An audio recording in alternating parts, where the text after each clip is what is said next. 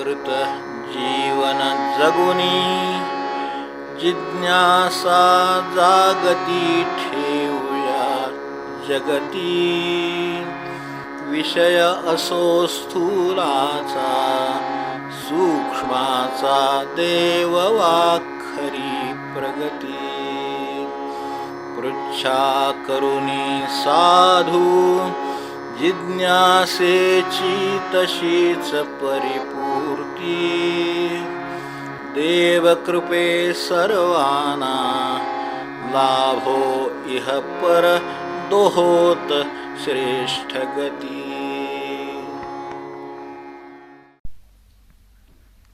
मूकं करोति वाचालं भङ्गुं लङ्घयते गिरिं यत्कृपातमहं वन्दे परमानन्दमाधवं. सुवर्णाथ महाराज की.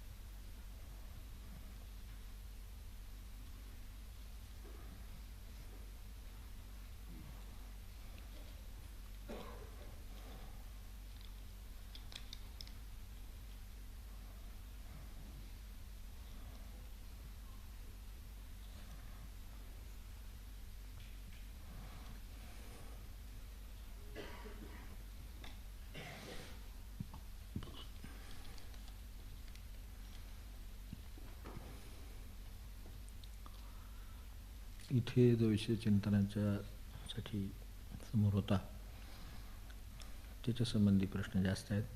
काही त्यातले प्रश्न हे पुनरावृत्त झालेले आहेत, त्यामुळे ते पुन्हा घेत नाही. आपण त्याचा अर्थ त्याच्या जवळ आहे, प्रश्नाचा भाव त्याच्या जवळ आहे एवढं समजून घ्यावं, कारण हे सगळे प्रश्न होणंही अवघड आहे एका सेशनला. तर समजून घ्यावं अशी विनंती करतो. काही प्रश्न असेही आहेत की ज्याची उत्तरं पूर्वी देऊन झालेली होती, त्याची फक्त आठवण करून देतो. काहीची उत्तरं वेगळ्या ठिकाणी दिली आहेत, म्हणजे इथं तर दिलीच आहेत, त्याच्याबरोबर निरूपणात येऊन गेली आहेत, त्याबद्दलही तेवढं लक्षात घ्यावं.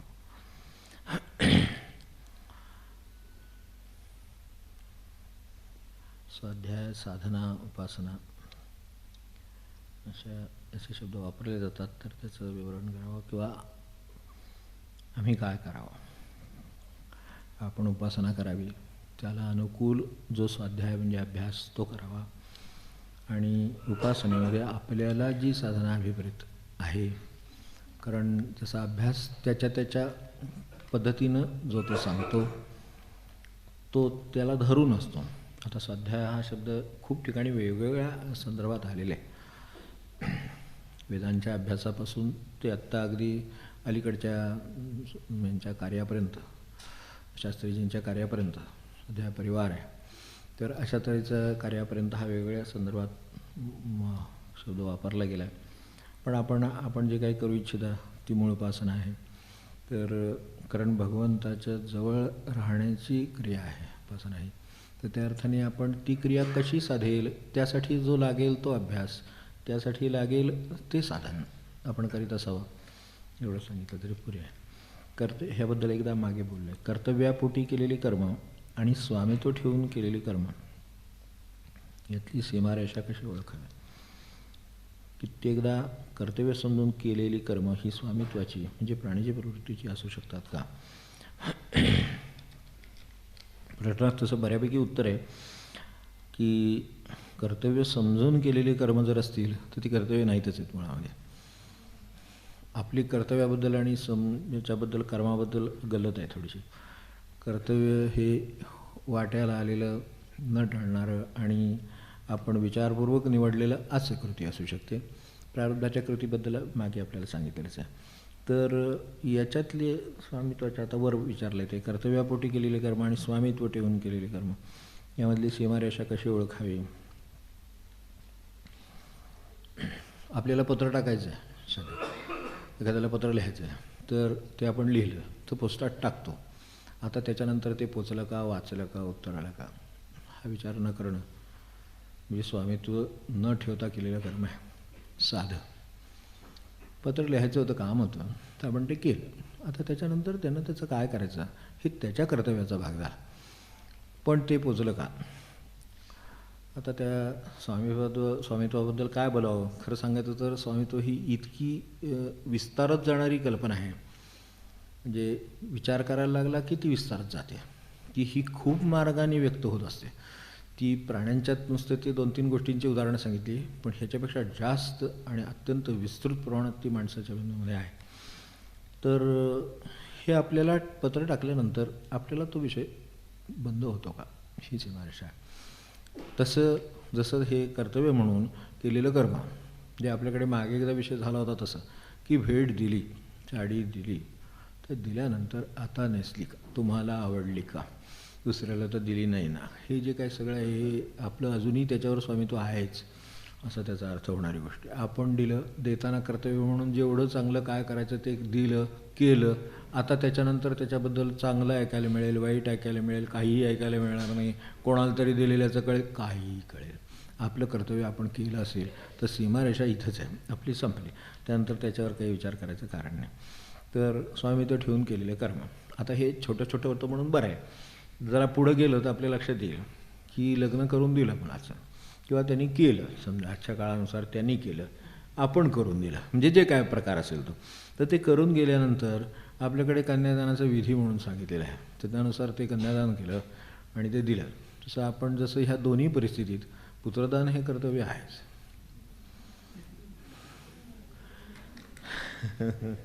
त्यात स्वामित्व राहिलं असेल तर हे पुत्रदान अवघड आहे. तेव्हा पुत्रदानाचा अर्थ आता जसं कन्यादानचा अर्थ होतो तसाच पुत्रदानचा अर्थ होतो. आता घरात राहिल्यामुळं आपलं स्वामित्व येतं, तर त्यामुळे तो आधीचाच स्वामित्वाचा भाग आहे, त्यात आणखीन एक स्वामित्वाचा विषय दाखल होतो. तो झाला तर घोटाळा आहे, आणि नाही झाला तर आनंदी आनंद आहे. त्यांना काय करायचं ते करतीलच. आणि आपण जर असे कर्तव्य करणारे असू तर आपोआप आपल्याला गोष्टी विचारल्या जातील, विचारून केल्या जातील. जसं काय असेल आवश्यक असलं तर ते होईल, नसेल तर ते तसं राहणार नाही. आपली स्वामित्वाची भावना आहे ती शेवटपर्यंत तशीच राहील, आणि ही स्वामित्वाची भावना आपल्याला उद्धाराला नडेल. आपण जसं त्यांनी कन्यादान केलं तसं आपण पुत्रदान केलं. आता ते त्या दोघांनी ठरवायचा विषय आहे. आता दोघं ठरवून आपल्याला विचारू पण शकतात, न विचारता त्यांचे ते निर्णयही घेऊ शकतात आणि त्याप्रमाणे वागू शकतात. तसं त्याने वागावं, आणि त्यावेळेला आपल्याला काही वाटू नये. दान दिलेल्या वस्तूबद्दल जसं आता माहेरीसारखी जात जाऊ नको हे जे आहे, तसंच आता आपण पण त्या मुलाकडे बघावं. आता त्याच्या प्रपंचात आपण लक्ष घालू नये. हे खरं सांगायचं तर पुत्रदान. आता ह्याच्यात दानानंतर अनेकांना असा एक प्रश्न पडतो की मग याचा अर्थ आम्ही अगदी कोरडेपणाने बाजूला राहू, खरंच नाही. हा सगळा मनाचा विषय आहे. स्वामित्व कुठे काय बाहेर आहे का, कागदोपत्री काही वेगळं बदललं आहे का, काही नाही. कागदोपत्री काही झालेलं नाही आहे, फक्त मनात स्वामित्व आहे. त्यामुळे मला विचारलं नाही, निर्णय कानावर घातला नाही, मी हजर नव्हतो, त्यांची चर्चा झाली वगैरे वगैरे. हे सगळं जे आहे ते मूळ बेसिक त्याच्यातलं अहम आणि स्वामित्व आणि त्याचं मूळ अहम ते असतं. तर ते आपल्यालाच त्रासदायक होतं, कारण असं तर काही व्यवहारात होणार नाही आणि ते शक्यही नाही. आपणही विचार करून बघावं आपल्या काळात आपण काय केलं होतं. याच्यातल्या सीमारेषा समजू शकतात. जसं हे आहे पुत्रदान आहे, तसं अनेकांना आपापल्या परिस्थितीप्रमाणे ते घरदान करावं लागतं. गृहदानसुद्धा आहे. मुलाच्या वाट्याला दिलं असेल तर देऊन टाकावं, सरळ नॉमिनेशन करू नये. नॉमिनेशन म्हणजे शेवटच्या क्षणापर्यंत, म्हणजे माझ्या शेवटच्या क्षणापर्यंत ते माझंच आहे, तू त्यात काय करू शकणार नाहीस, असं का करावं लागतं? तर महाराज ज्याचं तर महाराजांनी दिलेलंच आहे. तेव्हा ज्या मुलाची आपल्याला खात्री नाही त्याच्याबद्दलच नामांकन करावं लागतं. ज्या मुलाची खात्री आहे त्याला आत्ता आहे असं भेट देता येतं, किंवा भेट दिल्याच्या भावनेनं राहता येतं. दोन्ही गोष्टी असू शकतात. त्याला काही कायदेशीरच पाहिजे अशातला भाग नाही. तर हे असं ते ग्रहदान आहे. तसं ते दुकान असतं, कोणाचं व्यावसायिक असतात, कोणाचा प्रश्न मला माहीत नाही, पण व्यावसायिकांचं सुद्धा असतं की आता दुकान तू चालव, मी लक्ष घालणार नाही असं सांगून, म्हणजे ते वैतागले लक्षणे असेल किंवा त्यात आता काही लक्ष घालण्यावेळी एनर्जी राहिली नसेल, अशा पोटी ते त्याच्याकडे सोपवतात किंवा पन्नाशीला वगैरे, म्हणजे ह्यांच्या नव्हे मुलाच्या. तर काय सांगावं, ते सोपवतात. ह्याच्यात मी आता लक्ष घालणार नाही, नफा नुकसान तू बघत जा, गेल्या काय 25-30 वर्षाचा तुला आता अनुभव आहे वगैरे सगळं सांगतात. आणि प्रत्यक्षात सकाळी उठून 8:30 झाले की पुन्हा दुकानात जाऊन बस. तेव्हा जरी आपण हे म्हटलं असलं तरी कर्तव्य आणि स्वामित्व आपण ओळखू. आता त्याला जर त्याच्या समजा जर 50ला काय 40ला काय समजा ते त्याच्या दुकान त्याच्या हातात सोपवलं असेल, उदाहरण म्हणून चालवायचे, बाकी काही नाही, तर ते जर त्याच्या हातात सोपवलेलं असेल तर आपलं वय साधारणपणे 60 ते 70 तरी असेल. आता फक्त देवदेव करावा हेच खरं आपलं आता कर्तव्य राहिलं. पण त्याच्याऐवजी नीट सांभाळेल का नाही, घरी टिकवेल का नाही, अमुक करेल का नाही, तर मग आता त्याच्याकडे दिलेली वस्तू आहे, सांभाळायचं काम त्याचं प्रारब्ध आणि त्याचं कर्मातलं कौशल्य, ह्यावर त्याचं ठरेल काय व्हायचं ते. खरं म्हणजे ही भूमिका बरोबर आहे. स्वामित्वाची एकदा मुळात जर आत जर मूळ असेल तर असं तिथं एक तर जावंसं वाटतं, पुन्हा ते बघावंसं वाटतं कसं केले ते. त्यानंतर असं वाटतं की ह्यात काहीतरी चुकतं आहे. आता चुकणारच, जो मनुष्य नवीन करणार आहे तो 10 वर्षाचा अनुभव आला आहे, तुम्ही 40 वर्षाचा अनुभव आला आहे, म्हणजे काहीतरी त्याच्यात चुकणार. पण ते चुकावं आणि त्यातून त्यांनी शिकावं हाच खरा निसर्गक्रम आहे. तर तशा पद्धतीनं राहिलं म्हणजे मग हे फरक लक्षात येईल. सीमारेषा ह्या पुढे पण हा सीमारेषेचा प्रश्न आहे. सावधानतेनं कर्म करायची ठरवली तरी प्रसंगात सहज प्रवृत्तीनं ती कर्म केली जातात. कर्मात सावधानता कशी ठेवावी, काय आहे सहज प्रवृत्तीनं. खरं सांगायचं तर सहज प्रवृत्ती हा शब्द आपल्याला आपण जरा थोडा ठिसूळपणे वापरलेला आहे. सहज प्रवृत्तीनं जर कर्म असेल ना तर काही अडचण नाहीच आहे खरं सांगायचं तर. कारण जीवन सहज करणं हे परमार्थाचं ध्येय आहे. असहज करणं हे आपल्या प्रारब्ध आणि कर्म आपले जे काही वळण आहे प्रपंचाचं त्याचं ध्येय आहे. सरळ जातं मुलं. आता मुलांनी प्रामाणिकपणे प्रतिसाद दिला का दिला की मोठी नाही येत, काही त्यातली तशाच प्रवृत्तीनं पुढे पण राहू शकतील, नाही असं नाही, अगदी सहजपणे राहू शकतील, नाही असंही नाही. पण तो अपवाद असेल, कारण उरलेले जे वळण लावणारे मंडळी आहेत किंवा ज्यांच्याकडे बघून ती वागणार तर ती कुठे सहज असतात. तीच सांगणार ना त्यांना की बाबा घरात नाही आहेत सांग. म्हणजे सहजचं असहज कसं होतं ते असं होत जातं, म्हणजे हे अगदी किरकोळ गोष्ट आहे. पण पुढे खूप स्वभावाला वळण देणाऱ्या ज्या गोष्टी असतात तर त्या ह्या प्रापंचिक ठेवणीमुळं त्यांच्यावरती आपोआप संस्कार होत जातात. त्यामुळं ती सहज प्रवृत्तीनं या अर्थाने म्हणायचं नसावं. सहज जे आहे ते अगदी सरळ असतं. आणि म्हणून आपल्याला असं लहान मुलांच्या ठिकाणी जे आढळतं विशेषतः, म्हणजे आता ह्या ग्रुपचा किंवा ह्याचा विषय सोडून द्या क्षणभर, पण त्यांच्या ठिकाणी जे आढळतं तर ते आपण बघितलं असेल की एखाद्याला वस्तू नसते, एखाद्याला चप्पल नसली, एखाद्याला अमुक एक काय नाही आहे, एखाद्याला बॅग नाही आहे, काय असेल ते पेन्सिल नाही आहे, तर ती त्याला देऊन मोकळे होतात. मोठ्या माणसांच्याकडे 100 पेन्सिली असली तरी त्यातली एक मोजून देतील, ती संपली का विचारतील, बघतील आणि मग दुसरी देतील. म्हणजे हे प्रापंचिकदृष्ट्या बरोबर आहे की या अर्थाने की उधळमाधळ नसावी, त्याची जबाबदारी त्याला, हे सगळं खरं आहे. पण त्यांनी ज्या सहजपणे ती नव्हती त्याला दिली तसं आपण कुठेतरी नव्हतं त्याला काय काय दिले आत्तापर्यंत, तर ते सहज आहे. ते सहज नसतं आणि मगच हा सगळा बाकीचा संचयाचा वगैरे प्रश्न येतो. तेव्हा इथं सहज प्रवृत्तीनं म्हणजे आपल्यावर झालेल्या संस्काराच्या प्रवृत्ती प्रमाणात, म्हणजे बेसावत्तेनं असं म्हणायचं आहे. थोडक्यात असं ह्याच्यावरनं दिसतं की ही बेसावत्तेनं कर्म होतात. त्यामुळे आपण ठरवलं तरीसुद्धा पुन्हा ते अडकायला होतं त्या कर्मामध्ये. असं असाल तर हे काय आहे की बेसावत. आता कसं सांगावं की खरं तर सावधानतेत सगळा परमार्थ आहे. त्यामुळे एका शब्दातला परमार्थ सगळ्या कृतीत उतरतो आणि त्या कृती बिघडवून टाकतो, म्हणजे त्याचं मूळ काम बिघडतं. त्यामुळे परिणाम आपल्याला चुकीचे पदरात पडतात.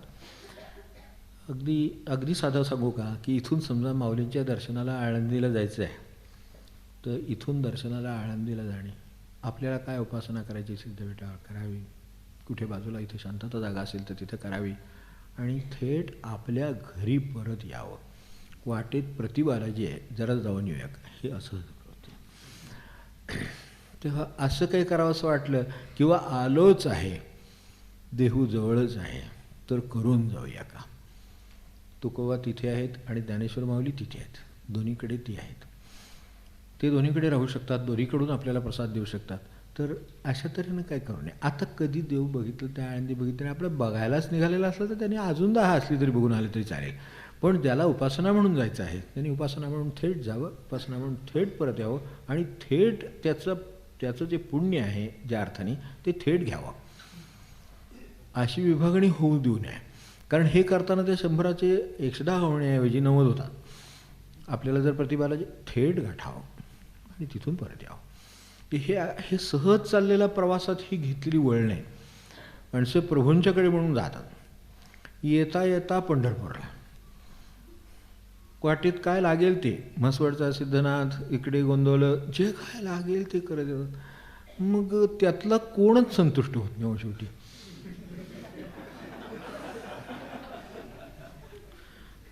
तो म्हणतो काय हा माझ्याकडे आलेला नाही आहे, अजून 10 ठिकाणी जाणार आहे, मग तो बघेल असं होतं. तेव्हा त्यातली ते संतुष्ट होत नाहीत. ज्या वेळेला आता आपण कल्पना करा, बाकीचं सगळं राहू दे जगात, त्या देवांचं ते काय पुण्याचं होतं ते बघू नंतर. पण आपण एक साधी कल्पना करा की आपण घरी बसू, आपला एखादा मित्र आहे, आपल्याला भेटण्यासाठी तो थेट अगदी काय मुंबईहून निघाला, काय कुठून बेंगलोरहून निघाला, कुठून तो निघाला, थेट आपल्याकडे आला, आपल्याबरोबर भेटला, राहिला, आनंद झाला, परत चालला. आणि त्याला पोचवायला आपण गेला तर त्यावेळेला जाता जाता तर त्याने विचारलं की ते अमके अमके कुठे राहतात, 5% तरी खाली येईल, मैत्रीत येईल की नाही असं वाटेल. हा अजून ह्या तिथे गेला की आणखीन कोणाचं तरी घर विचारणार आहे, याच्यासाठी आलेला. आता तो फिरस्त माणूस असेल असाच तर फिरस्तच असावं.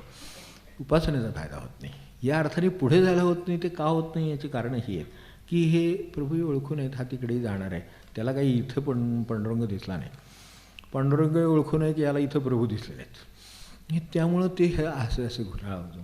तर ते आपण ओळखावं. आणि हे याला सावधानता हीच लागते की जे माझं म्हणून काम मूळ ठरलेलं आहे तेवढं करावं आणि परत यावं. चाफळ घ्यायचं, चाफळ जावं, रामाचं दर्शन घ्यावं. आपल्याला आता चाफळला जायला वेळ आहे, सज्जनगडला जायला वेळ आहे, गोंदवलेलाही वेळ आहे, सगळ्याला जर वेळ आहे, सगळा वेळ एकत्र करावा आणि चाफळला द्यावा. एकत्र आम्ही सगळं फळ द्यायला समर्थ आहे की असं का करता, तो काय असमर्थ आहे म्हणून काय आहे. मग ते सगळं फळ जे काय वेळ आपल्याला आहेच. याचा अर्थ आपण ज्या वेळेला 5 ठिकाणी जातो त्यावेळेला हे पारमार्थिक चाललं आहे म्हणून सांगितलं, प्रपंचाचे तर काय बोलायची सोय नाही. पण ह्याच्या बाबतीत 5 ठिकाणी जर आपण जाणार असू तर मग ते सगळे एक ठिकाण ठेवा आणि त्या ठिकाणी उरलेल्या 4 ठिकाणचा वेळ द्यावा. त्यासाठी लागणारे आपली ध्यान किंवा काय तिथे जप असेल, उपासना असेल ती करावी आणि शांत चित्ताने केवळ 5 पट फळ घेऊन पळशी परत येईल. तेव्हा हे असं विभागलं जातं. ते सहज म्हणजे सावधानता कुठे जाते तर मी कशासाठी निघालो आहे, कुठे निघालो आहे आणि मला काय साध्य करायचं आहे ह्यात घोटाळा असतो म्हणून सावधानता जाते. म्हणून बाहेर पडायचं झालं तरीसुद्धा आपलं ध्येय ठरलेलं असं की हे काम करायचं आणि परत यायचं. तुम्ही परत निघा, परत जा. यातल्या कुठल्याही स्थानाला काय त्या अर्थाने कमी नाही. आपण परत निघावं आणि जावं. आपल्याला ज्या या 4-5 ठिकाणी आहेत, 10 ठिकाणी आहेत, तर त्या ठिकाणी कुठे ते जावं, तिथलं काय मिळते ते घ्यावं आणि परत यावं. ते डायल्यूट होत जात असतं.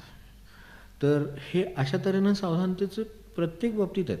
जे हे सहज प्रवृत्तीनं कर्म केली जातात याचा अर्थ सरळ आहे की प्रापंचिक संबंधामध्ये सुद्धा याचा प्रश्न आहे, व्यवहाराचा प्रश्न आहे, हे सगळीकडे प्रश्न आहेत. तर ह्याला छेद द्यायला कुठेतरी एक क्षण, माझं म्हणणं एक आहे की एक ब्रेकसुद्धा ह्याला पुरतो. मध्ये आपण एक कर्म करायचं ठरवलं आहे तर सहज प्रवृत्ती केली जातात ना, हे आपल्याला कळले ना, दोष आहे काही त्या सहज प्रवृत्ती इथला अर्थ. तर त्या अर्थाने संस्काराप्रमाणे किंवा ह्या सगळ्या त्या प्रवृत्तीप्रमाणे ती केली जातात. तर आपण इथंच ठरावं की मला एकाच ठिकाणी जायचं आहे. तसं इतर बाबतीतसुद्धा एक क्षणमध्ये द्यावा, 5 मिनटंमध्ये द्यावे की ह्याच्यात माझ्या इतर कुठल्या प्रवृत्ती आळणार नाहीत ना. म्हणजे जसं राग आल्यावर 10 अंक मोजावे तसं काही करायचं कर्म झालं की 10 अंक मोजावेत. यात देवाची आठवण करावी, गुरूंची आठवण करावी, आपल्याला काय आज्ञा आहेत त्याची आठवण करावी आणि या प्रसंगात योग्य किंवा मूळ गरजेचं काय आहे ह्याची आठवण करावी. हे केलं की बरंचसं पुढचं काम टळतं, बदलतं, सगळं होऊन जातं. मग हे असं होतं. ह्याचं कारण का आता सावधानता आणायची आहे. सावधानता आणण्यासाठी आपल्याला काय करायचं आहे तर सावधानता आणण्यासाठी मनुष्य जर जाग्यावर शांत 5 मिनटं नाही 1 मिनिट जरी बसला तरीसुद्धा उपयोग होतो. कारण तो जो मिळतो मध्ये जो अवकाश मिळतो त्या अवकाशाचीच गरज आहे खरं. तो तो अवकाश नसतो. मनुष्य ठरतं आणि तो निघतो. तसं नाही, ठरलं, थांबला आणि निघाला. तर थांबलेल्या जागेत सावधानता येऊ शकते त्याला, की अरे याला याची मला गरज आहे का, या ठिकाणी जावं का, न जावं का, काय जे आपलं असेल ते. तो एक जे अवकाशमध्ये असतं तर ते आपल्याला मिळतं, ते आपल्याला दिशा दाखवतं बरोबर. मग त्या क्षणी गुरूंचं स्मरण करावं, त्या क्षणी महाराजांचं स्मरण करावं, की बाबा महाराज आता मग जे काय कर्म करायला निघालो आहे ते महाराजांना अशा तऱ्हेनं अभिप्रेत असेल काय, हा विचार त्या अवकाशात बरोबर होऊन जाईल. तो झाला की पुढचं कर्म पण बदलेल. मग ते तसं नाही जाणार. सावधानतेच्या जर दरवाजातून बाहेर पडलेलं कर्म असेल तर ते इच्छित स्थळी, योग्य स्थळीच पोचेल, ती दुसरीकडे जाणार नाही. त्यासाठी थोडी सावधानता ठेवली की होऊ शकेल, होणार नाही असं नाही. फक्त सावधानता ही मुळात अत्यंत कठीण गोष्ट आहे. म्हणजे स्लीप होतं बाबा म्हणायचे ना, ते आपल्याला आठवलं असेल तर तेच आहे.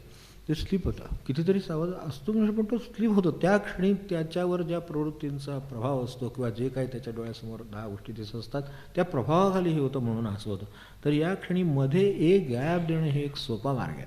काहीही करायचं असू दे. आपल्याकडे घरात बाहेर पडताना देवाला नमस्कार करून जायची पद्धत होती, आपल्याला आठवत असेल. देवाला नमस्कार करायचा, मोठ्यानं कोण असेल घरात त्यांना वडिलांना नमस्कार करायचा आणि मग बाहेर पडायचं. हेच ते अवकाश आहे. असं कोणी घरात नसेल आणि म्हणजे देव असतील अशी मी कल्पना करतो, पण समजा जर देवही नसतील, अगदी निराकार नमस्कार केला तरी चालेल, भिंतीला फोटोला नमस्कार केला तरी चालेल, पण ते 2 मिनटं थांबावं आणि मग ठरवावं आता बाहेर पडायचं का, कुठे पडायचं आणि किती पडायचं, बस की तुमचा निर्णय बदलला लगेच समजा. नाहीतर भावनेच्या भरात जे होईल ते होईल, संस्काराच्या भरात होईल ते होईल, काही असेल आणि ते कधीच गरजेसुद्धा नसेल. आपल्या लक्षात येतं अनेकदा की नाही केलं असतं तर बरं झालं असतं. काही प्रसंगात मनुष्य अगदी मोठ्या हौसेनं तिथं हजर होतो जाऊन. काय तरी कुठला तरी घराचा कार्यक्रम, काय आपल्याला एकदा बाहेर जायचं आहे म्हटल्यावर डोळ्या जेवणापासून वर्षापासून त्या विधीपर्यंत कुठेही माणसाला काहीही चालतं, कारण बाहेरच पडायचं एकदा म्हटल्यानंतर असं होईल.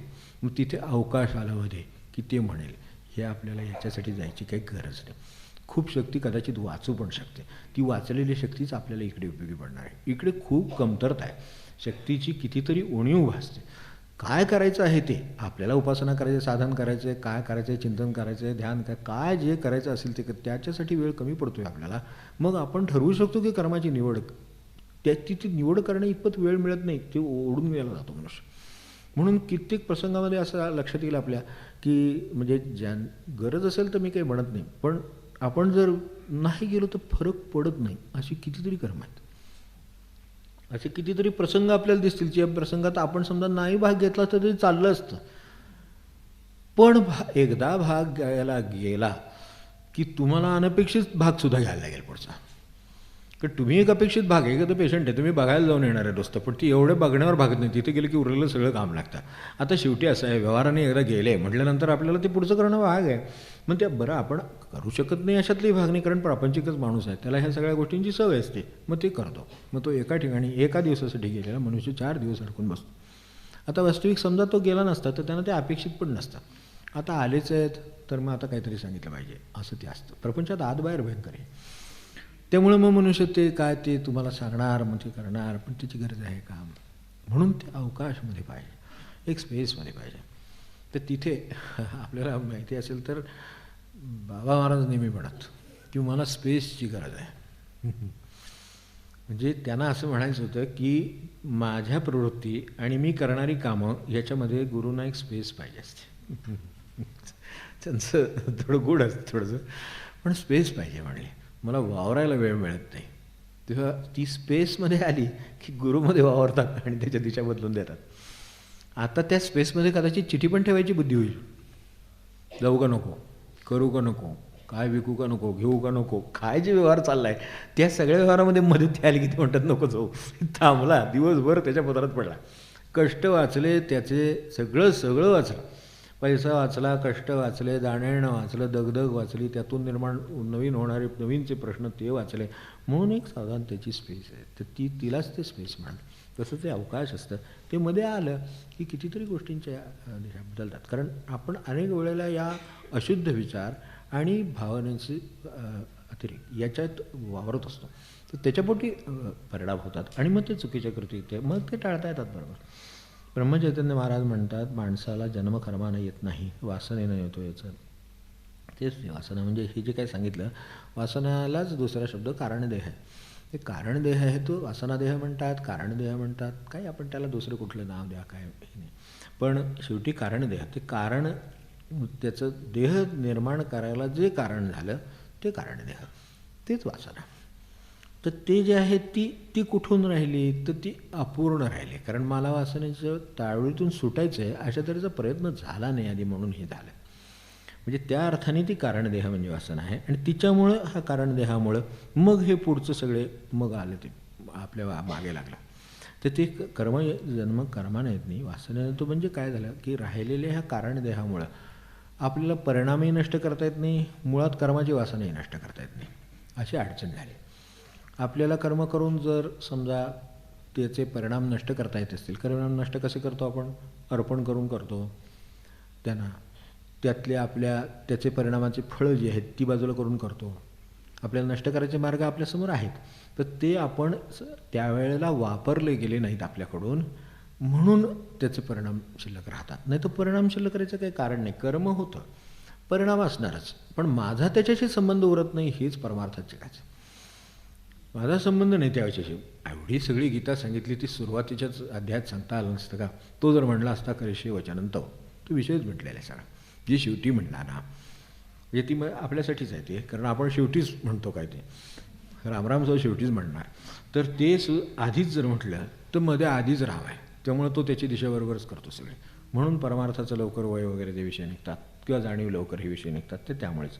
तर महाराज म्हणले ते आहे बरोबर, जन्मकर्माने वासने येतो, तर तो कारणदेहाने येतो, वासना कारणदेहाने कारणीभूत होते, आणि त्यामुळं ते होतं. आणि ह्या म्हणजे मूळ जन्म काय किंवा एकूण कृती काय, त्यालासुद्धा त्याच्यामागं वासना, याचा अर्थ इच्छा, ती इच्छा कारणीभूत असते, म्हणून कृती घडते. इच्छाच नाही तर ते कृतीच नाही. बघा तुम्ही, तिचं मूळ प्रेरक जर काही असेल तर तेच आहे. सर्व लोकांना माहिती आहे की सर्व जाती जमाती सारखी शिकवण देतात, तर मग भेदभाव कसा राहतो? सर्व जाती जमाती सारखी शिकवण देत नाहीत. ह्यात मुळात जातीचा विषयच नाही खरं सांगायचं तर. ती माणुसकी आणि समानतेचा विषय आहे. खरं सांगायचं तर माणुसकीची शिकवण हा खरा कुठल्याही शिकवणीचा पाया असला पाहिजे, खरं सांगायचं तर. आणि त्याचं ध्येयही मनुष्याची मुक्ती हे असलं पाहिजे. ते जर असेल तर ह्या भेदांना वावच नाही आहे. ते तसं नसतं, म्हणून असं होतं की हे नष्ट करून जात नाही. असं होतं, जे होतं ते त्यामुळं होते की ही सर्व सारखी शिकवण देतात असं नाही आहे. सारखी शिकवण नाही देत, आपलं सांभाळूया अशी शिकवण देतात. आपली वैशिष्ट्ये आपण सांभाळूया अशी प्रत्येकाची शिकवण आहे. तुम्ही अंतर्गत जाऊन बघितलं तर लक्षात येईल की प्रत्येकात आपापलं सांभाळण्याची प्रवृत्ती आहे. ते आपापलं वेगळेपण सांभाळणं म्हणजेच पुढच्या सगळ्या संकटांचं आमंत्रण आहे. ते दुःखाला आमंत्रण त्याच्यात आहे, कारण भगवंतापासून वेगळेपण इथंच दुःखाचं कारण आहे. आता तुम्ही वेगळे झाल्यानंतर किती प्रमाणात वेगळे झाला याला काय अर्थच नाही मुळात.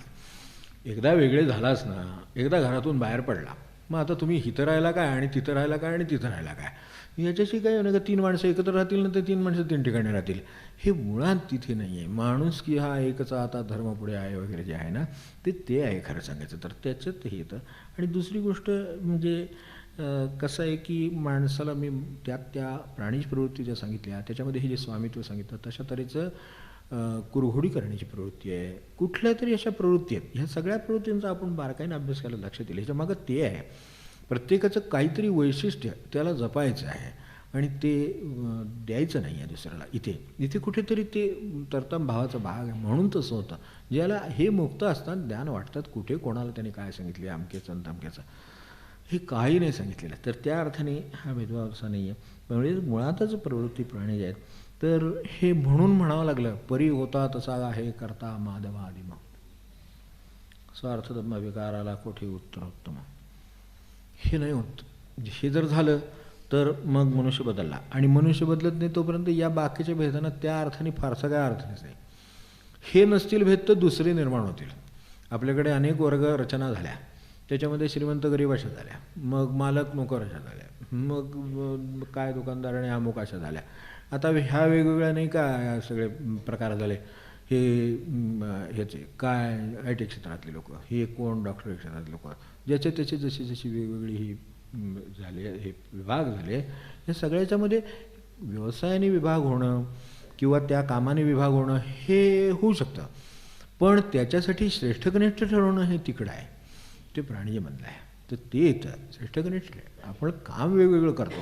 आता काम तर ज्याच्या त्याच्या प्रवृत्तीप्रमाणे होतो करेल, ज्याची त्याची कुवत असेल त्याप्रमाणे करेल. पण कामात श्रेष्ठ कनिष्ठ ठरवून त्याला लहान मोठा करायचा हा उद्योग याच्यात झाला म्हणून हे असं झालं. आणि आपण याच्यावरनं काय झालं की ह्याचे खूप समानतेचे खूप प्रयत्न झालेले आहेत. खरं सांगू का, मनुष्य स्वतःपुरता सर्वांशी समान वागू शकतो एवढंच त्याचं उत्तर आहे. समूह आला की असमानता आली. इथे पुढे आहे त्याच्या संबंधी पण प्रश्न. आपल्याला मागे एकदा आपण वाचलं असेल ना, ॲनिमल फार्म, आपण ज्यांनी कादंबरी वाचली असेल किंवा हे वाचलं असेल रेफरन्स, त्यांना माहिती असेल की असं प्राण्यांच्यामध्ये सर्व समानता आणण्यासाठी त्यात तो ते छान दिलेलं आहे, मोठं आहे. पण सर्वच प्राण्यात समानता आणण्यासाठी त्यांनी ठरवलं की आपल्यामध्ये सर्व समान पाहिजे, सगळे एका पातळीवर आहेत, सगळे प्राणी आहेत, सगळे अमुक आहेत तमुक आहे.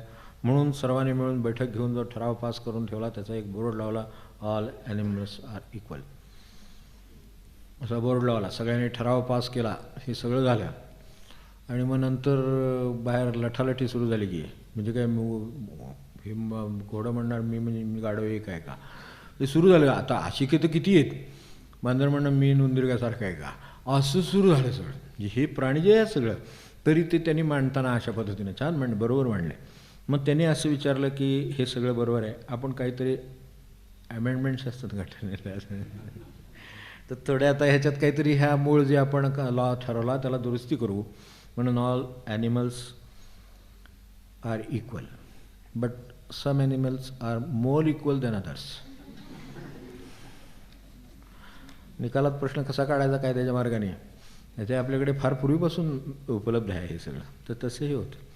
तेव्हा त्याच्यापेक्षा ते अधिक इक्वल ही कल्पनाच मुळात असू शकत नाही खरं सांगायचं तर. इक्वल इज इक्वल, तर तसंच असतं. मग आपण वैविध्य म्हणणार का समानता म्हणणार, म्हणून तो प्रश्न तिथे आला.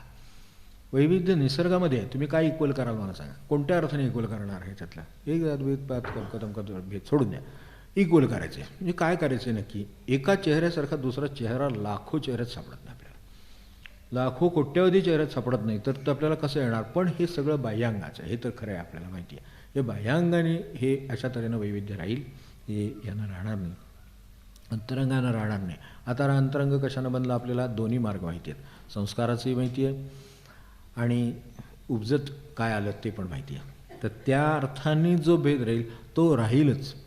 आता त्याचं श्रेष्ठ कनिष्ठ ठरवावं का नाही, ठरवू नये. म्हणून महाराज जे म्हणले ना, कोणाच्याही परमार्थाबद्दल किंवा ह्याला आपण कधी काही ठरवू नये, म्हणू नये. कारण कोणाची ही आतली तयारी आहे, कशी कोणाची किती असेल आपण काय सांगावं, आपण आपला हात जोडावा. म्हणजे हे बरोबर आहे, म्हणजे संतांना नमस्कार करावा हे बरोबर आहे, पण सर्वांनाच नमस्कार करावा याचं कारण का, संत कोणी कळत नाही असं महाराज म्हणाले. म्हणून ते त्या अर्थाने बरोबर आहे, त्या अर्थाने सर्व समानच आहे. आता समान नसेलच तर आता तांबे सोनं पितळ सगळंच आहे, सगळेच धातूच आहेत, सगळ्या धातूची भांडी असू शकतील, पण ते घासल्यानंतर कळतं की ते काय आहे. मग त्यावेळेला कळेल ना ते तसंच असेल, पण आपल्या दृष्टीने आपण भांडं म्हणून ओळखतो, एवढंच त्याचं आहे. त्यामुळे या अर्थाने काय झालं आहे, मुळात जिथं नेमिंग प्रोसेस आहे, मुळात आपल्याकडे नाम आणि रूप हे जे भेद आले, त्या ठिकाणी जिथे रूप आलं तिथे त्याला नाम आलं, तर त्यामुळे हे भेद निर्माण झाले. जिथे कुठेही रूप आलं का नाही, त्याला कसलेही प्राण्याचं रूप, ते वाघ असू दे, सिंह असू दे, अमुक असू दे, त्याला वाघ किंवा सिंह म्हणल्याशिवाय, नाव दिल्याशिवाय ते दोन वेगळे ते सांगता येत नाही. नाही तर हे दोन्ही प्राणी आहेत एवढ्यातच बसवावं लागतं. मग प्राणी आहेत म्हणून माना, पण प्राणी आहेत म्हणून ते मानतील का, सिंह जे करील तेच दुसरा प्राणी म्हणून घोडा किंवा एखादं उंट करेल का, तर नाही करणार. त्याची प्रवृत्ती ते सगळं वेगळं राहणार, सिंहाचं वेगळं राहणार, वाघाचं वेगळं राहणार, हे जसं राहणार तसं हे राहणार, एवढंच आहे. पण वर्ग प्राणी वर्ग एवढंच. म्हणजे आपल्याकडे जी विभागणी केली ती एवढीच केली फक्त, यापेक्षा नाही. त्यातसुद्धा पुन्हा आणखीन वर जाऊन सजीव, निर्जीव, चेतन अशी केली, तर एवढंच फक्त शक्य आहे. म्हणजे ह्याच्यात याचा प्रश्न परमार्थाच्या दृष्टीनं असं नाही आहे की कोणी मूळ आपण जर खोलात गेलात तर लक्षात येईल की हे भेद इथे कुठं सारखं नाही आहे म्हणूनच नाही आहे. तसं आपण कुठेतरी वेगळे आहोत असं सांगण्याची प्रवृत्ती आहे आणि ते वेगळे पण जपण्याचे प्रयत्न आहेत, म्हणून प्रत्येक ठिकाणी असं आहे, म्हणून ते सारखं होत नाही. ते जर तसं नसेल तर प्रश्न भगवंताच्या बाजूनं काहीच नाही आहे. आकाशाकडून आपण वर्ण खाली बघितलं, क्षणभर कल्पना करून बघा, वर्ण खाली बघितलं तर आपला भारत, आपलं हे चीन, काय तुमचे काय ब्रह्मदेव, काय जे असेल ते सिलोन, काय माझ्या श्रीलंका, काय म्हणायचं असेल ते, वरून काही आहे का त्यातलं काही. आम्ही भेद निर्माण केले, आम्ही दूर करणं आमचंच काम आहे. हे भेद खाली बसलो, इथे आलो तर आहेत, वर असलं तर काही नाही येत. म्हणून हे माणसाला जे इथे जे कोणीतरी तत्त्वाचा विचारला होता, यात कुठं तत्त्वाच्या बाजूनं सांगितलेलं नाही यात्ताच्या ह्याच्यात, कारण आणखीन त्याची कॉम्प्लिकेशन होतात म्हणून ते सांगितलं नाही. सोपं राहावं म्हणून 1-2 गोष्टी घेतल्या. पण ह्याच्यातलं जे ह्याचं आहे खरं तत्त्वाचा प्रश्न आहे. आकाशाला कुठलेही राज किंवा स्वभाव लागूच नाही त्यातलं काही, म्हणून त्याच्या राशीची कुठल्याही मनुष्याचं आकाशाचे तत्त्वाचं नाही, कारण तिथून काहीच भेद नाही आहे कुठला. तरतमभाव नाही, भेद नाही, 2 प्रकार नाहीत, काही नाही आहे. तेव्हा हे कोणाला शक्य आहे आता? ज्याला आकाशाकडे जाऊन म्हणजे जिथे भगवंत आहे त्या ठिकाणी जाऊन बघायचं आहे, तर त्याला काहीच नाही. विष्णुमय जग, वैष्णवांचा धर्म संपलं. वैष्णवांचा धर्म विष्णुमय जग एवढाच. तर अशा तऱ्हेनं राहू शकता. कोणतीही कर्म केल्यानंतर कर्मफळाची अपेक्षा ठेवायची नाही असं ठरवलं तरी त्या कर्मांच्या फळाचे विचार मनातून जात नसल्यामुळे चिंता उद्भवता. हे म्हणजे नुसतंच ठराव केलेलं आहे आपण साध्या भाषेत, होय की नाही? ठरावाला तसं काय अर्थ नाही.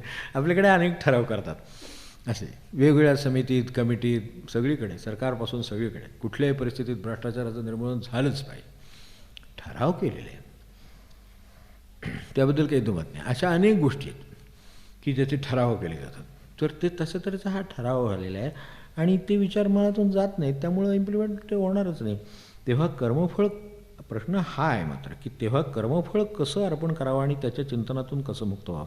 अर्पण केल्यानंतर चिंतन राहू नये. खरं सांगायचं तर आपण एक गणपती बसवला, समजा साधी अगदी सात्विक क्रिया सांगतो, गणपती बसवला, ते शाडूचा होता, तो बसवला, तो परत आपण आपापल्या ठिकाणी नेऊन कुठे ते नदीत विसर्जन केला होता.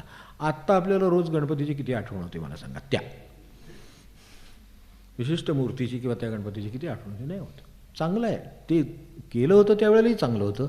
विसर्जन केल्यानंतर अर्पण करून त्या पाण्यात सोडलं त्यावेळेलाही ते चांगलंच होतं. माती होती, मातीत मिसळून गेली, तिथं कर्म. तसं कर्म आणि फळ ह्याच्या बाबतीत आहे. कर्म आणि कर्मफळ हे कर्मफळ असं विसर्जनाचं काम आहे खरं म्हणजे. ते केल्यानंतर आपण पुन्हा मागं पण बघत नाही. आपण विसर्जन करून आलो, दुसऱ्या दिवशी काय षष्ठी, सप्तमी, अष्टमी काय असेल जे काय तर आपल्याला परत आठवण पुढच्या वर्षी कुठल्या आणला होता याच्यापासून आठवण होती, होय की नाही? मग कर्मांचं तसं का नाही होत? ती अर्पण का नाही होत? तर आम्हाला ती मुळात अर्पण करायचीच नसतं. Why do you not change? हे हा प्रश्न आहेच. Why you don't change? We don't want to change. That is enough. म्हणजे हे असं आहे की मला बदलायचं नाही आहे. हा त्यातलं बदलायचं आहे म्हटलं ना, 1% नाही 2% मनुष्य बदलणारच, पण त्याला बदलायचं की नाही इथं मूळ प्रश्न आहे. तर तसं ह्याचं अर्पण कसं करावं? तर अर्पण करायला आपण म्हणजे आता हे कोणाचे काय याच्याशी संबंध नाही, पण आपण अर्पण करण्याचे प्रयत्न किती वेळा केले असं मला म्हणायचं आहे. त्यात सावध किती वेळा होता कर्मफळाच्या बाबतीत? आपल्याला गुरूंची आज्ञा होती का कर्मफळ जवळ ठेवा म्हणून? आपल्याला कर्मफळ अर्पण करता आलं नाही म्हणून आपण क्षमा प्रार्थना केली का? कितीतरी प्रश्न क्रमानं विचारले तर आपले जे कोणी विचारलं त्यांना हे उत्तराचं मिळेल. हे काही केलेलं नाही आपण आणि पास व्हावं अशी मात्र अपेक्षा करतो, तर तसं नाही होणार. असाध्य ते साध्य करीत असं आहे ना. कारण अभ्यास आहे तुका म्हणे, हा सगळा अभ्यास आहे की गुरूंच्या आज्ञेने केलं, सावधानतेनं केलं, कितीतरी काळ केलं, खूप वेळा प्रयोग केले, तेव्हा ते सुटलं, तोपर्यंत नाही सुटला. तर अशा अर्थाने होऊ शकेल, होणार नाही असं नाही. अपेक्षा ठेवायची नाही असं ठरवलं आहे, म्हणजे फरक कळला त्याप्रमाणे करायचं पण ठरलं आहे. फक्त ते करत राहायला पाहिजे. जसं कर्मफळ सहजपणे आता मनात मुरलेलं की सोडायचं नाही, हे आपलं कर्म आहे, त्याचं आपला ताबा आहे, मुलगा येणे आपला ताबा आहे, नातू येणे आपला ताबा आहे, हे आपलं काही नाही. आपलाच ताबा आपल्यावर नाही. टिळकांनी सांगितलेलं आपल्याला परवा बोललो नाही का, अरे आज 3.5 हात देहाचा मी राजा नाही तर कुठल्या राज्याचा राजा समजतोस म्हणजे मला. हे का म्हणावं लागेल त्यांना? तर ते ओळखून आहेत की याही 3.5 हात देहाचा ताबा आपल्याकडे नाही. मला सांगा खरोखर आहे का? अमुकच एक गोष्ट करायची म्हटलं तर करता येईलच असं आपण सांगू शकू का? आपण या दारात नाही सांगू शकणार की बाहेर पडेल नाही, इतकी परिस्थिती आहे. मग आपण कशाचं हे करावं? तर हे कर्म आणि त्याची फळं याच्यामध्ये काहीतरी कोरिलेशन होतं. त्यात भगवंत आहे आणि जे शेवटी दैवम तेव्हात्र पंचमम तसं आहे. इतक्या गोष्टींनी ते ठरतं. त्यात माझं काय असायचं आहे मला सांगा? कसं असेल ते नाहीच आहे मुळामध्ये. फक्त आता मला वाटते त्याला काय करावं. यशस्वी झालेल्या प्रत्येक विद्यार्थ्याला जाऊ दे, प्रत्येक शिक्षकांनी शिकवलेलं असतं असं त्यांचं मत असतं. माझ्या हाताखाली शिकला म्हणून तो आज हे दिवस बघतोय असं त्यांना वाटतं. आता त्याला काय करायचं असं काही नाही आहे. ते त्याची आणि त्या फळाची गाठ पडायची होती म्हणून ते झालं. आता निमित्त मात्र म्हणून ठीक आहे ना, पेपरवर सुपरवायझरसुद्धा असतो, तो सहीही करतो, सगळं करतो, पण ह्याचा अर्थ तो काही त्यालाच त्याच्या यशाला तो कारणीभूत आहे असं नाही वाटतं येणार. पेपर त्याच्या हातातनं गेला बरोबर आहे, पण पेपर हातातनं घेणं, व्यवस्थित परत तिकडे देणं एवढं त्याचं काम होतं. तर असं प्रत्येक कर्माच्या बाबतीत किती हात लागलेले असतात आणि किती गोष्टी झालेल्या असतात, कशाला म्हणावं आपण आपल्या हातात नाही येतलं काही. तर हे जर लक्षात आलं तर हा अभ्यासाने हा प्रश्न सुटेल. कारण अभ्यास एवढंच, आणि ते सुटलं ना तर इतकं चित्त हलकं होतं एकदम. बघा तुम्ही, आपण चित्तशुद्धीचं आता रमणांचं आहे, मी याच्यातलं ते उत्तर फक्त देत नाही की रमणांच्या याच्यात ध्यानाचा आणि याच्या सगळ्याचा चित्ताचा विचार खूप बारकाईने केला आहे, आपण कधीतरी ते ऐकलं तरी चालेल. तर हे का आहे, हलकं होतं. बघा, द्यायचं असलं तर देऊन टाका, देऊन टाकलं की मोकळं झालं. मी दिलं हा सुद्धा विषय लक्षात, ज्याच्या दिलेलं लक्षात राहत नाही त्यांनी खरं सोडलं, हो की नाही. दिलेलं लक्षात राहिलं असेल तरीसुद्धा अजून त्या कुठेतरी बारीकसा का विना असेल आणि तो आपल्याला गुंतवेल परत एकदा, तर त्यासाठी ते पण नाही लक्षात राहत. असं त्याचं सुटलं त्याचं सुटलं. मनुष्याच्या मृत्यूनंतर त्याच्या राहिलेल्या वासना, भोगायची राहिलेली कर्मफळं या सर्वांचं वायुरूपात रूपांतर होऊन वायुरूप देह हा दुसरा कोणताही जन्म प्राप्त झाल्यावर त्याच्या मेंदूत इन्स्टॉल होतो असं इथे सांगितलं. तर हा नवीन जन्म प्राप्त होण्याचा कालावधी साधारण किती असू शकतो आणि तो कशावर अवलंबून असतो. त्याला काय आहे, मी त्याच्यात सुरुवातीला आणखीन एक गोष्ट सांगितली होती. परमेश्वरानं काही गोष्टी त्याच्या हातात ठेवलेल्या त्याची जाणीव ठेवून मग आपण हे बघूया. तर आपण आता कल्पना करा की आपल्याला प्रक्रिया कळली, आपण शुद्धात शुद्ध व्हायचा प्रयत्न केला, मुक्त झालो असं तर इथंच आपल्याला कळेल.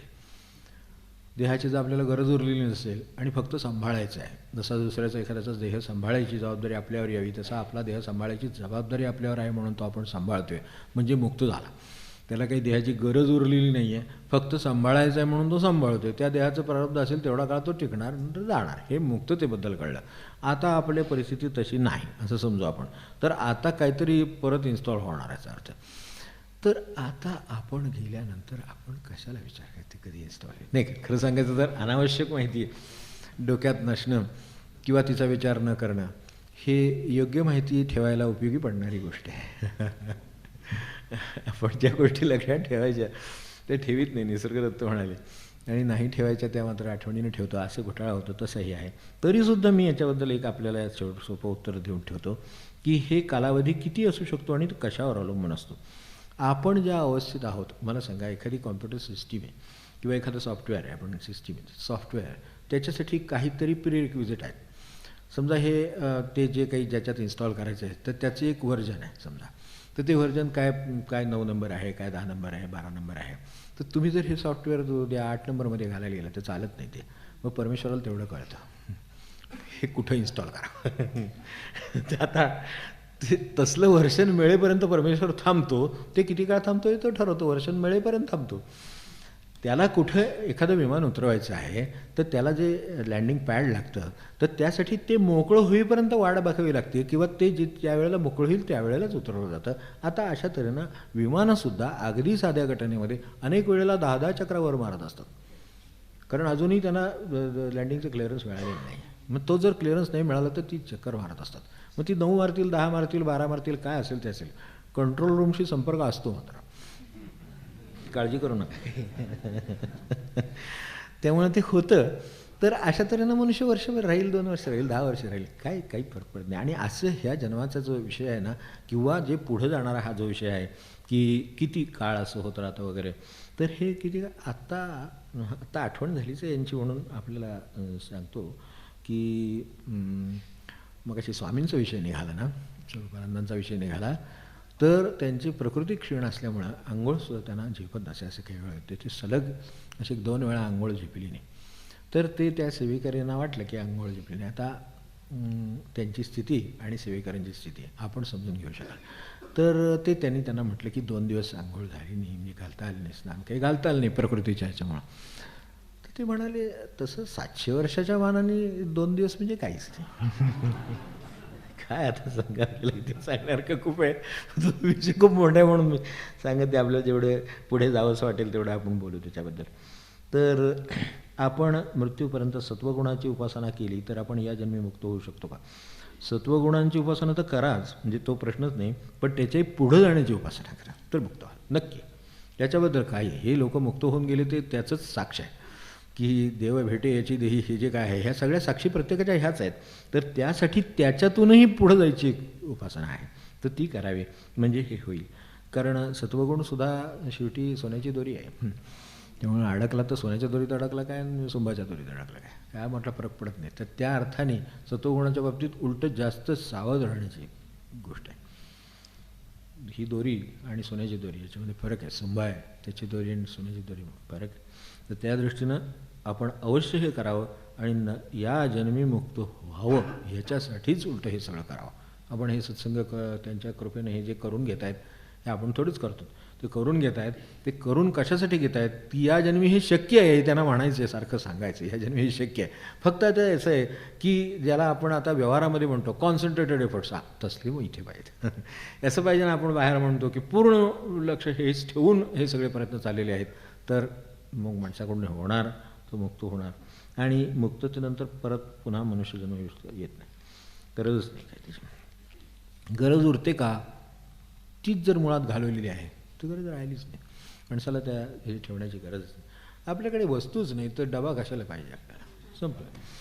रिकामा डबा पुन्हा आणि कशाला पाहिजे. आपल्याला माणूस जन्म आपल्याला माणसाचा जन्म देव मिळवण्यासाठी येतो. मग आपल्याला हे का कळत नाही की मागच्या जन्मी आपण देव का नाही मिळाला. म्हणजे हे विचारण्यानेच मी समजू शकतो की हे हस्ताक्षरावरनं हे व्हायचा जो गट आहे, अभ्यासातले जे गट असतील त्यापैकी हे असावं असे वाटतं याच्यावरनं. तर वाटताना थोडं कॉम्प्लिकेटेड वाटतं, पण आपल्याला हे का कळत नाही की मागच्या जन्मी आपण देव का मिळवला नाही.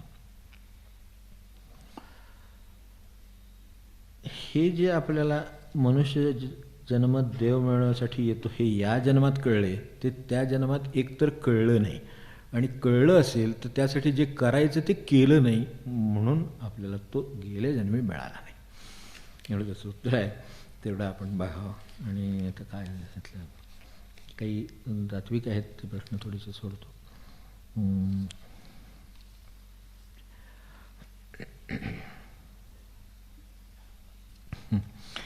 हा प्रश्न थोडासा म्हणजे गोंधळ दूर करण्यासंबंधीचा असल्यामुळे आणि तो भौतिक गुणाविरुद्ध व्यक्तीचा असावा असं वाटतं, याच्यामुळे असेल तेवढं एखाद दुसरं घेतो आणि थांबवावं लागेल. वर्तमान काळात राहायचं, मागं काय झालं होतं त्याचा कुठलाही विचार करायचा नाही, आणि पुढं काय होईल याचा देखील विचार करायचा नाही. मग नेमकं काय करायचं.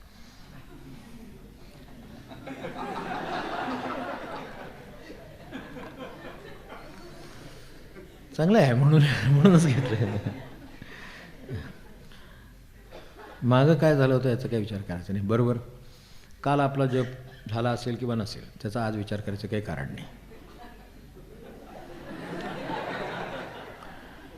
इथून घरी गेल्यानंतर आपल्याला जपाची आठवण राहील का नाही याची काळजी करायचं काही कारण नाही. आत्ता काय करायचं, आत्ता जपात म्हणलं. राग, लोभ, द्वेष, दंभ, मद, मत्सर, अहंकार सगळं सोडून देऊन या जगात राहायचं कसं. पाठोपाठ प्रश्न सगळं.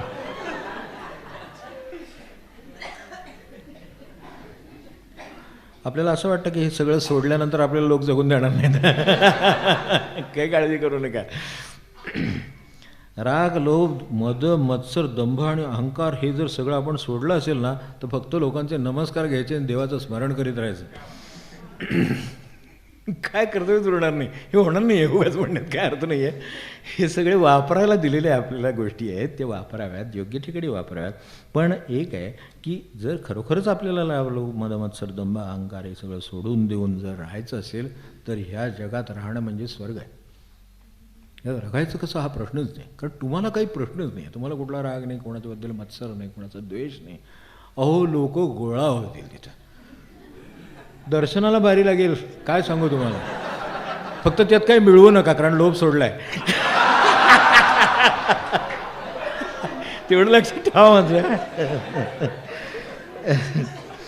कारण पुन्हा बारी लागली तर पुन्हा अहंकार निर्माण व्हायचं. बरोबर, कोण यातला येईल उपस्थित परत होईल सांगता येत नाही. आपल्याकडे रिसायकल बिनला फाईल टाकलेलं त्यातला प्रकार होतो. पुन्हा आपलं क्लिक केली की हजर. ते असं नाही. तर ह्याचं अर्थ असा होतो, म्हणजे त्यांना असं म्हणायचं आहे की दगड म्हणून राहायचं की सर्वश्रेष्ठ संन्यासी म्हणून राहायचं. हा पण प्रश्न तसाच वाटतो मला जरा.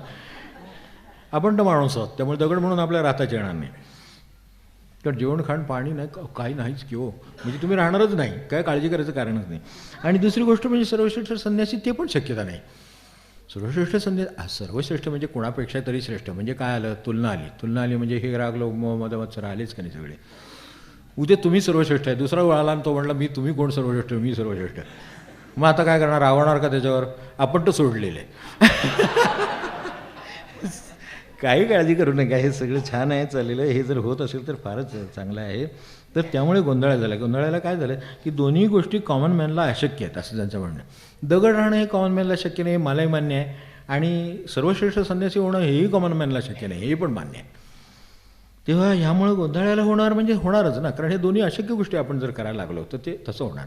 त्याच्यापेक्षा नामात राहावं ते शक्य आहे. आणि त्याच्याही पेक्षा प्रपंचात राहून नाम घेऊ हे त्यापेक्षा सोपं आहे. म्हणजे मग काही गोंधळ नाही. जर काय आपला गोंधळ झाला तर सांभाळायला नाम समर्थ आहे. ज्याने नाम सिद्ध करून दिलं आहे ते सत्पुरुष समर्थ आहेत. मग आपल्याला कशाला काळजी करायची, काही काळजी करायचं कारण नाही. तर त्यामुळं आता एवढा प्रश्न मी ह्यांचा घेतला, एवढा पुरे आहे. आणखीन परावाच्यबद्दल मागे बोललं, वेळ आपली झाली आहे, सूर्योदय झालेला आहे. तर आपण हा संबंध जागर केला, हे सगळ्यांनी सहजरित्याला म्हणून झालं.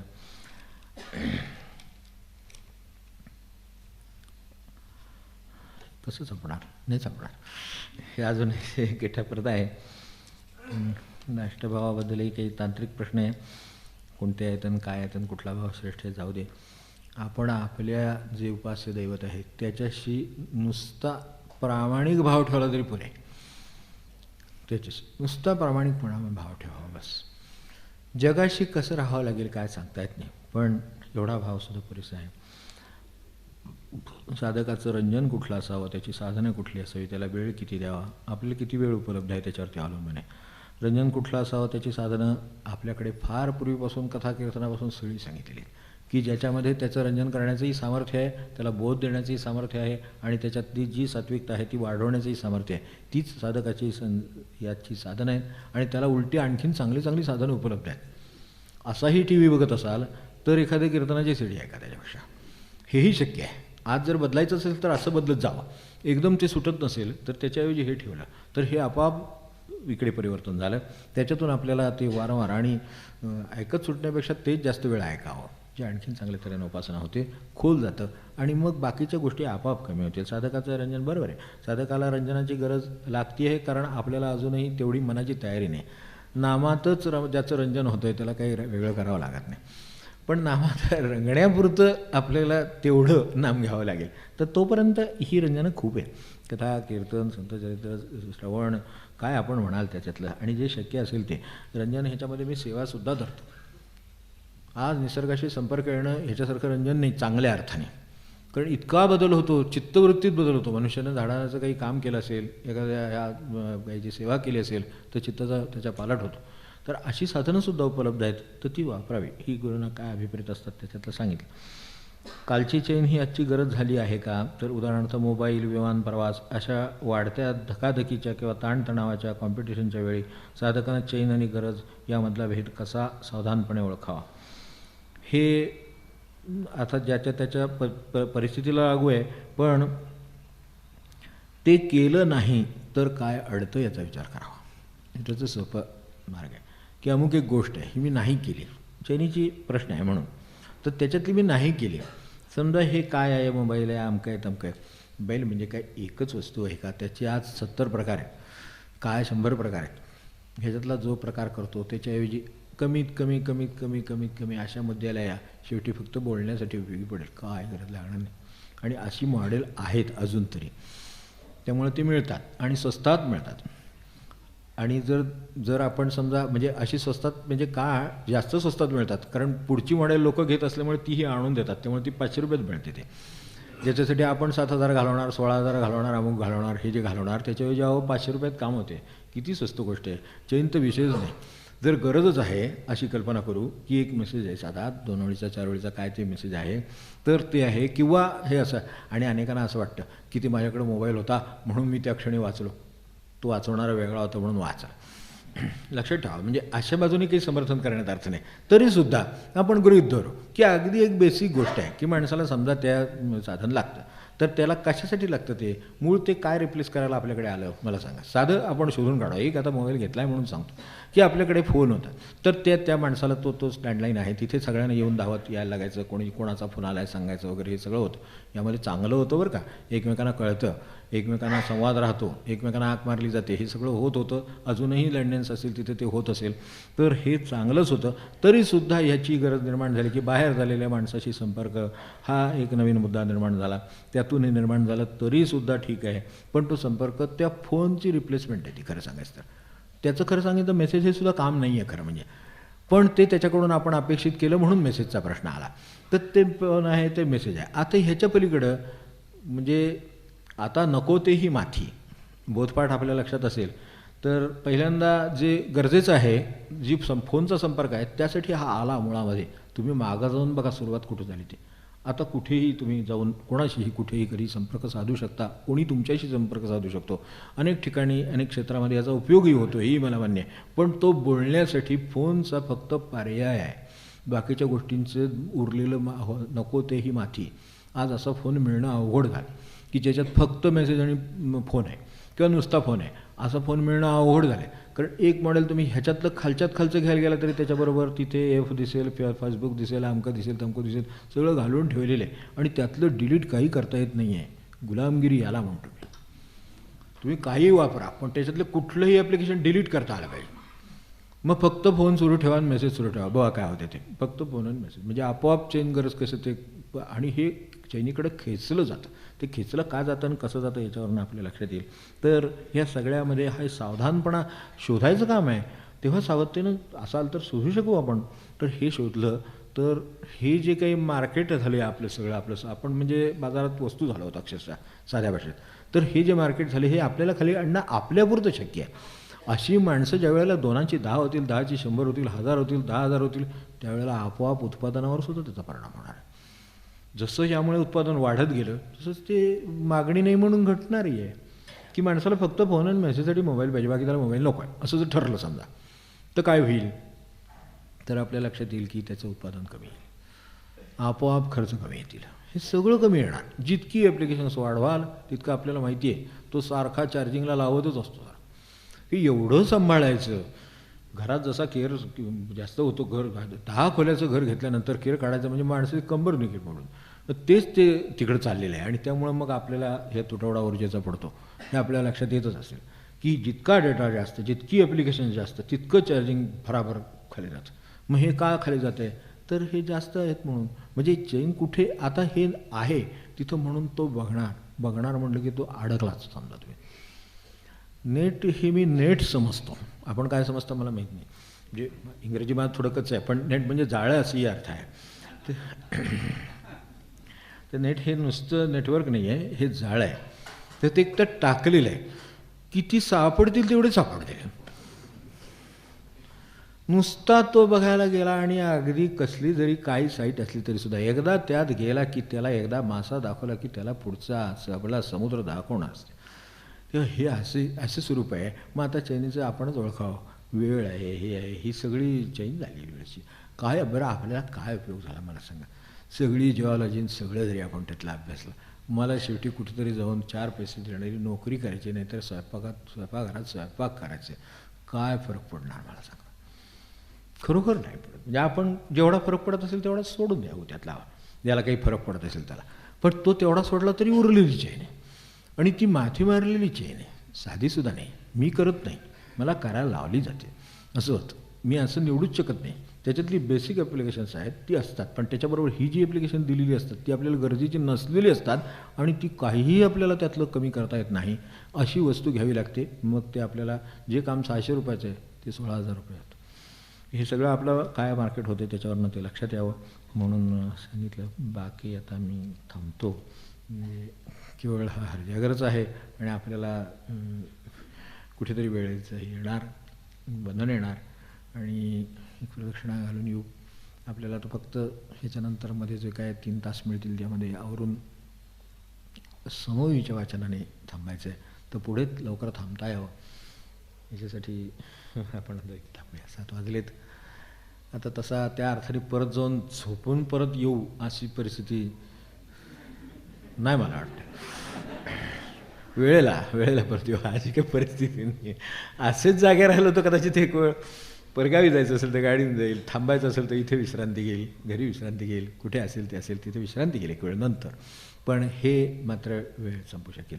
तर याच्यामध्ये मधले जे 3 तास आहेत त्यामध्ये आपल्याला काय करता येईल ते, याच्यातलं कोणाचं जर अगदीच अर्जंट असेल तर त्याने नंतर भेटलं तर त्याला मी सांगेन आणि माझ्या परीनं काय सांगता येईल ते सांगेन. आणि या केवळ कारणासाठी सांगतो.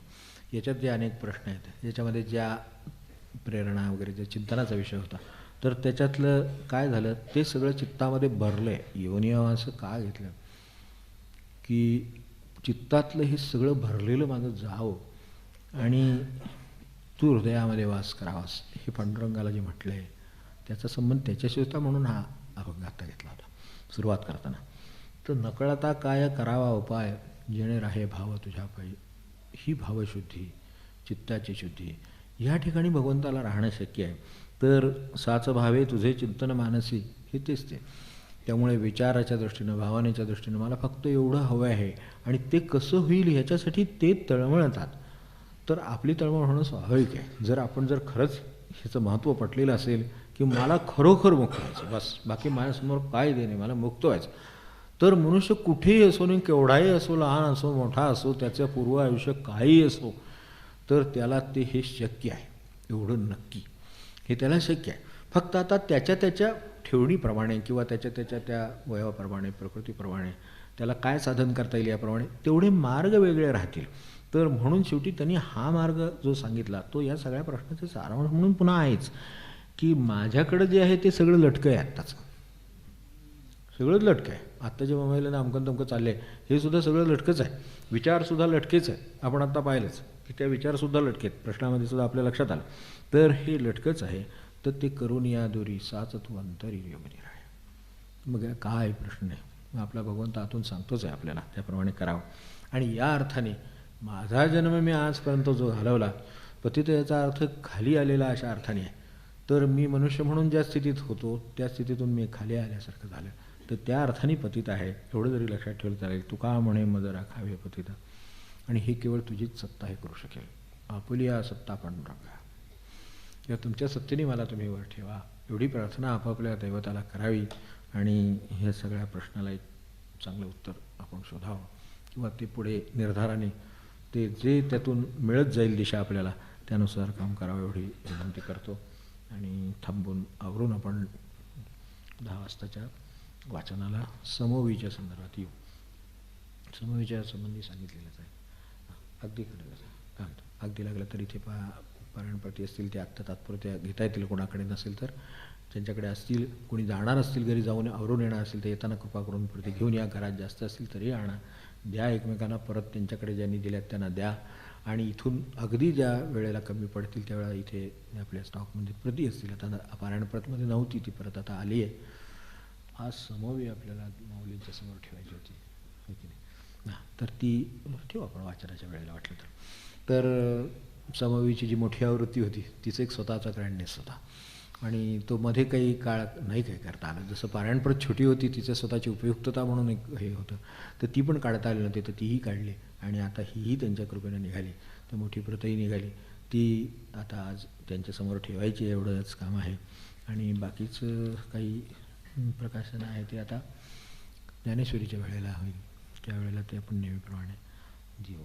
तर त्याच्यासाठी आता काय करता येईल बघूया.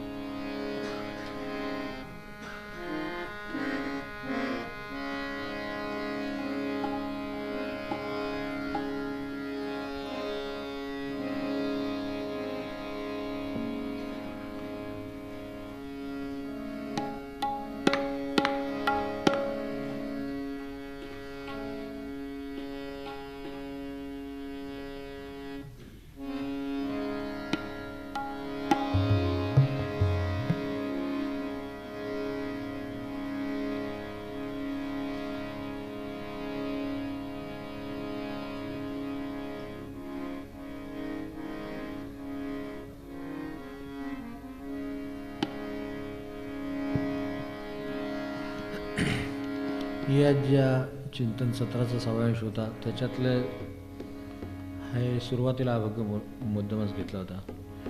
जन्मोजन्मीचे सुकृत भेटी झाली अकस्मात, त्यामुळे ही भेट झाली. आपल्याला अचानक झाली अशी वाटते, मोठी पूर्वनियोजित होती. आपल्याकडे इथं चार्टवर काही दाखवता आलं नाही, कारण इथे यायची वेळ झाली त्याच्या अर्धा तास आधीपर्यंत 18 तास ते काम सुरूच होतं, त्यामुळं नाईलाज झाला. त्यामुळे ते दाखवता आलं नाही. पण जेव्हाचा प्रवास अशा अर्थाने पुन्हा दाखवायचा होता तर त्याच्यात त्या वेळेला ती गोष्ट फलित होत असते.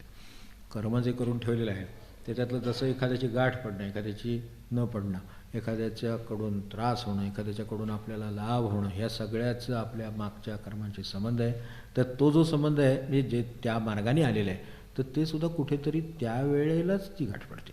कोणाची 5व्या वर्षी पडते, कोणाची 15व्या वर्षी पडते, कोणाची 40व्या वर्षी, कोणी 17व्या वर्षी.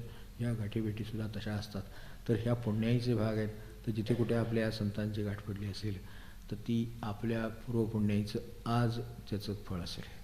म्हणून हा हरजाकर्त्यांनी करून घेतला. असाच त्याने आपल्या हातून काय असेल ते करून घ्यावं, त्यांची इच्छा असेल ते त्यांनी करून घ्यावं आणि आपल्याला ते करण्याची निर्धार आणि बुद्धी राहावी एवढी प्रार्थना करूया.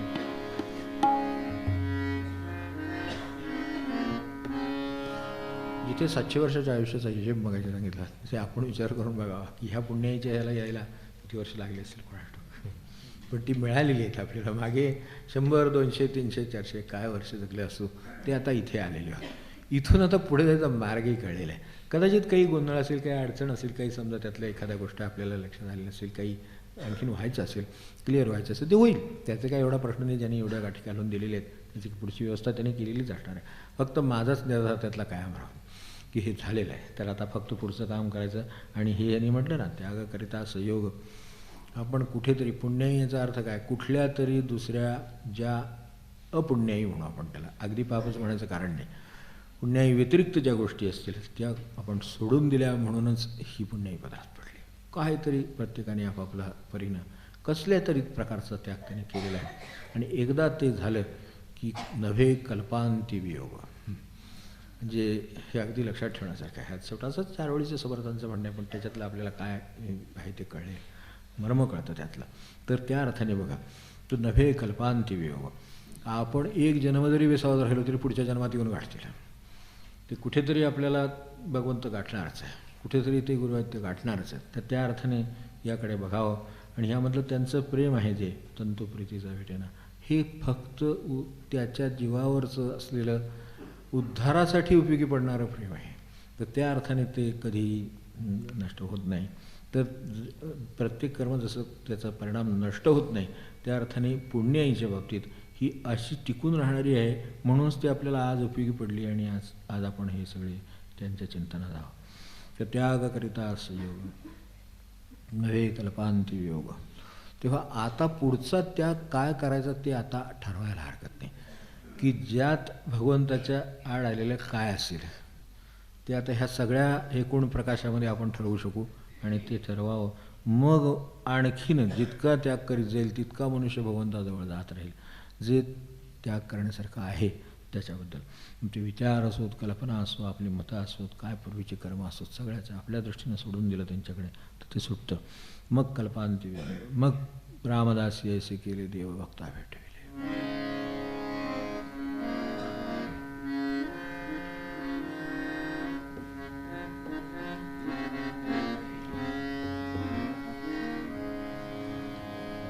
पान 180 पद 276.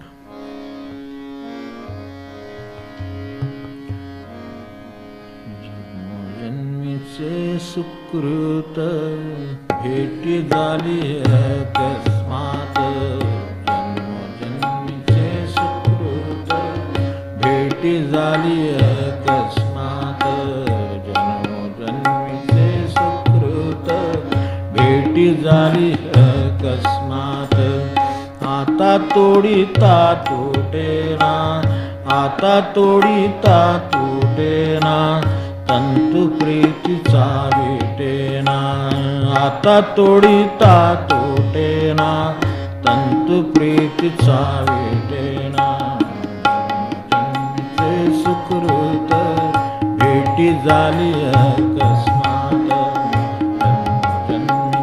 सुकृत भेटी झाली अकस्मात त्याग करिता संयोग त्याग करिता संयोग नभे कल्पांती वियोग त्याग करिता संयोग नभे कल्पांती वियोग जन्मीचे सुकृत भेटी झाली अकस्मात जन्मीचे सुकृत भेटी झाली अकस्मात रामदासी ऐसे केले रामदासी ऐसे केले देव भक्त भेटविले रामदासी ऐसे केले देव भक्त भेटविले जन्मजन्मीचे सुकृत भेटी झाली अकस्मात जन्मजन्मीचे सुकृत